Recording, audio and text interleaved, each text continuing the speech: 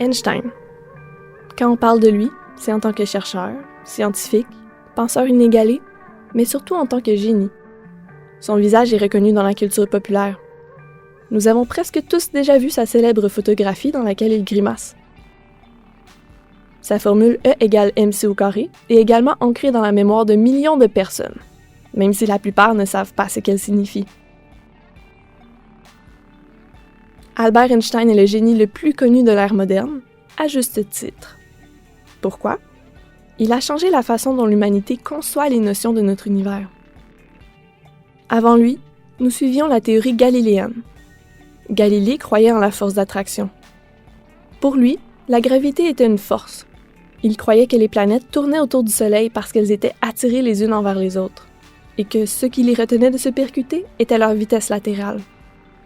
Il avait tort. Einstein a amené une révolution de la physique en 1905. Nous qui croyons que les planètes étaient attirées les unes envers les autres, nous ne connaissions pas encore l'existence d'une quatrième dimension qui a tout changé. Et cette dimension, c'est le temps. Un corps aussi gros que le Soleil déforme l'espace-temps, et c'est la courbe qu'il produit qui est suivie par les planètes. C'est ainsi que la Lune tourne autour de la Terre. Elle ne fait pas de mouvement en rotation. Elle suit une ligne droite qui a été déformée par la présence de la Terre. La théorie galiléenne a été mise de côté lorsqu'Einstein a publié ses théories, il y a déjà 100 ans. Pourquoi nous, des jeunes du 21e siècle, reconnaissons-nous ces photographies et ces formules?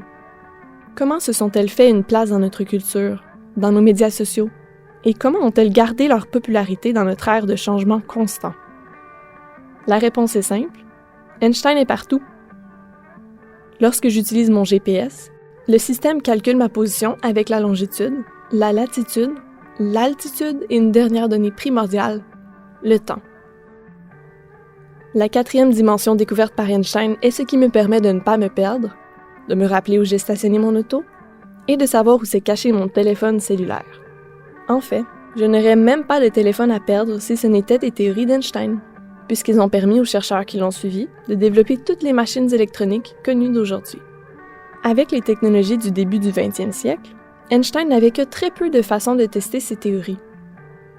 Il les avait développées avec des exercices mathématiques.